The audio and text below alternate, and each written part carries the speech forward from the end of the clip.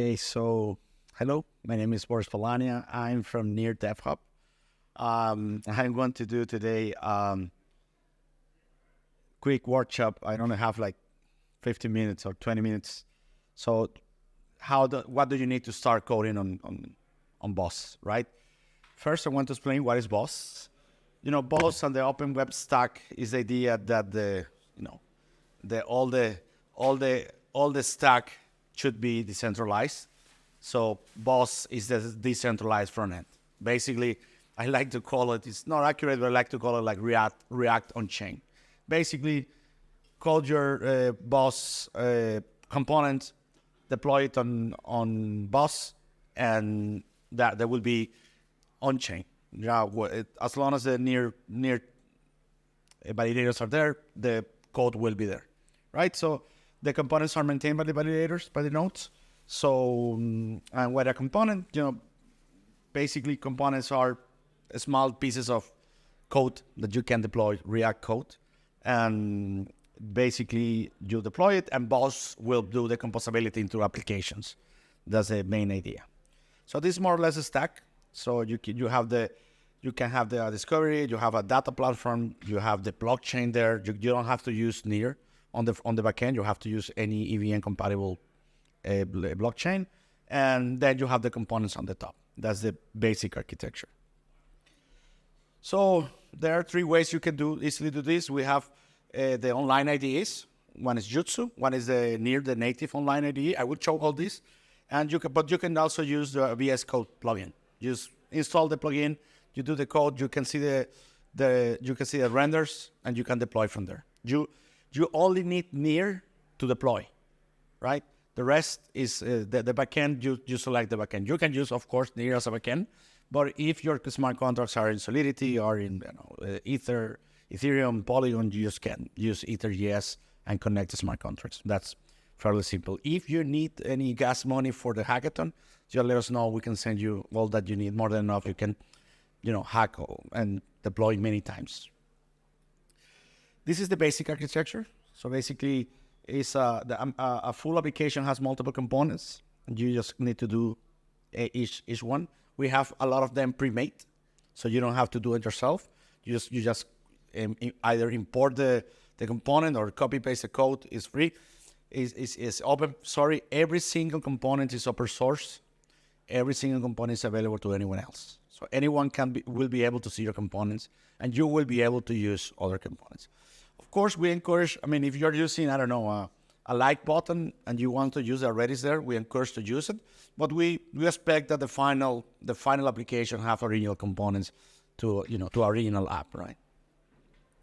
So we have some pre-made components. I would show them later, but we have some basics. You have an uploader that uploads image to IPFS. You have one that do the overlays on images.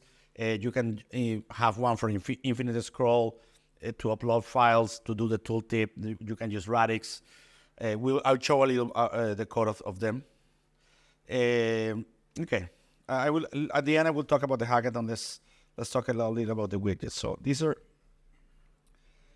If you go to the documentation, docs.near.org, I will put the links later. You will have the basics. So we have the widget. All this documentation is BOS enabled, so it behaves similar. I would show the ID later. But if you have something like here, like the basic widget is, if you are familiar with React, it's just a basic React component. You have some variables, whatever your return is displayed.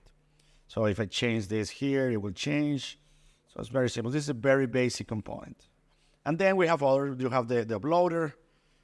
This is the code for the uploader. You can upload an image and it will direct it to IPFS. You can upload files. We have one that renders Markdown, the overlays, the infinite scroll. This is very important because for using CSS, the probably easiest way is to use a styled component. So this is there. You can use this one, and then here in the documentation we expand a little. For example, if you want to use a smart contract interaction. We have the code to do the smart contract interaction. It's very simple. This is for smart contract interaction with BOS. If you are using with Near, it's fairly simple to do it. But if you want to use it using EtherGS, Ethereum, we also have a more, expanded. It's basically, it's the same using EtherGS. It's already imported. You just have to do the same you will use. You create a provider, you get the signers, and then you start calling whatever you need, the balances, the addresses, whatever you need. So you will need the ABI of the contract. You will need the address of the contract. But from there, you just call it from there. We also have a good section here for the style components. If you want to use, if you want to implement your own CSS, it's very well explained there. But you can go, there's a lot of detail there. Of course, we'll be there on the booth. If you need more details, you can knock our door. And sadly, I only have like 10 more minutes, so I can go into details. But usually the CSS part is the one they come to us to ask more. Or how do I do this on the CSS? How I can make it look like that? This and the smart contracts part. So this is well explained here, but you can come to us and so I will go. You can use the native IDE, the sandbox. The links are there, or you can use Jutsu. I like to use Jutsu because it gives me a little more tools, right? Of course, they are all free to use. You just have to go to jutsu.ai. You connect your wallet. If you don't have a wallet, you just go to mynearwallet. It's .org. It's mynearwallet.org and get a wallet. That's it. If you need funds to fund the wallet and start the plot, we send you we send you a link so you can get the mainnet funds. But basically, it's kind of make it look to VS Code. So you create a component. I create this component calculator for this workshop. I just created like 30 minutes ago. It's just create a GSX. If you're familiar with React, it's a GSX file. And what I actually did, I asked ChatGPT to write a calculator, and I just copy paste the calculator here, and it gave me this calculator, right? I did some changes, I used that, but basically that's it. So that's it. And then I just hit deploy. When I hit deploy, it will ask me, I'm saving this data, because what is actually happening with saving this code on chain, right? Then we have a layer that will make possible to be rendered as a web online. But what is happening is we're saving this code on chain, right? So I will save the data. It will ask me. The internet is a little slow. It's deployed. This one. So let's create a new component. So new calculator. Because this one he recognizes it, doesn't. So so let me copy paste the code. Copy paste. Where's the new calculator? I put it here. And then I will deploy again. So here is you can plan how much data your application will use long term, and you can prepay it here, so you don't have to add later. For a hackathon, you probably don't need to add that, but you not deposit. But when you are deploying for production, you will have to have this in mind. If in this case, I will say I'm not deposit, and I'm just paying the gas for this transaction, and it will raise my wallet.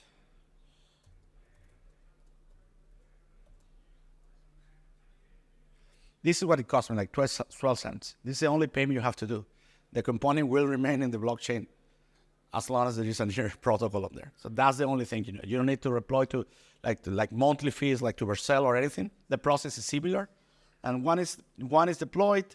I just go to my, let me find my components here. So new calculator is here, and is now launched.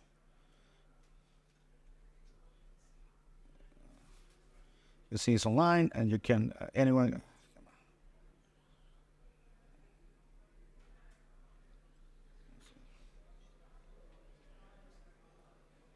So everyone will be able to see everyone will be able to see the code.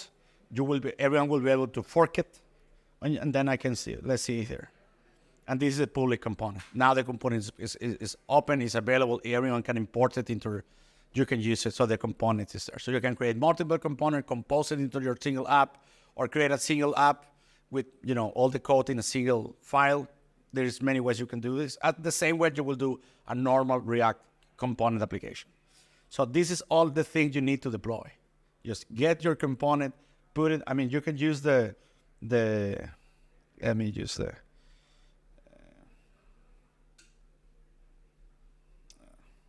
Here.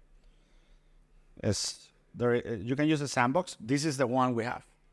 This is it's do the same as Jutsu, but it's a little simpler. It has less tools, doesn't have the integration with GitHub, stuff like that. But you can use this one. It's very simple, the same, and you just render preview. It's the same thing. You can publish from here. I can click publish from here. It will be the same process, right? So it's the only thing you need to do to deploy is get your component, put it in an API, have some gas, and publish it. If you want to do this all the app in a single component, you can do it. You can have multiple components and compose it later. This is also, it's part of your but it's very simple. We also have some basic data things. We have like key pair storage you can use directly. Is here. Well, it's here in documentation. If you plan to use data storage, come to us. We can help you. If you want a good example how to use smart contracts, we have one there, the Lido. Lido has basically all the functionality you need to deploy. It's using the API, it's getting the providers, it's getting balances. You can get it from there, or you can, of course, come and talk to us. So this is the basic architecture of this. So I don't have much time left, but so I will talk a little more about the hackathon.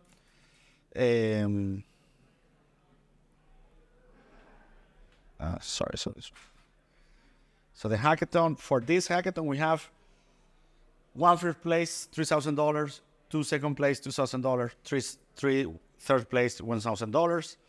What we're asking for the price is, is that your application have a comprehensive functionality, something that works. These are, production grade user experience. I mean, it's the closer you can get to that. We understand it's a hackathon, but we expect that it's an application that could be used, even if it's not complete. It's something that someone will want to use. We want code that is readable, and we want code that is reusable. That's what I make an emphasis at the beginning, that all your code is public. We want that whatever you can do, someone else can take advantage of it. At the end, Near focuses on public goods. So we would like to see reusable components and open source components. It's a thing that every code you will hear, it should be open source. So bonuses, if you can give some feedback of what it means to code with BOS, if you spread the word. But these are the main things. But at the end, the basic, if you have to win the bounty, you have to have a BOS component. Public on mainnet or testnet. I only have the funds for mainnet, so feel free to use mainnet. We send you the tokens. But that's the main requirement. You have to have a functional, usable BOS component. This is the website. You can. This is the QR code of the website. Something I forgot. We also have the VS Code plugin, right? You just search for it here. You go to BOS, and you will find it here. It's very easy to use. Near BOS IDE. I have it already installed. It's very easy to use. It will show you this part. This part it will show you. You connect your wallet. You can log in. It will fetch all your components you have public. So you will have all the files here. Here, yeah, this one, and then you can deploy. You have this. It will render the preview, and you can publish from here right away. From here, you just gonna publish the components. So the same thing I did on the IDE, you can do it from the VS Code if you prefer to work on offline. You have to use whatever you have there. Like you cannot export other components. If you want to use other libraries or React libraries, you can use something called gateways. It's way more than I can cover here, but you can come to us. There are some examples on the documentation how to use gateways. There are some people that already use like gateways. So you can use an example, but basically you can you can connect other libraries that are not the native ones here. So I think I'm close to the end. So I don't know if you guys have any questions. I think this covered most of the things you will need to start coding.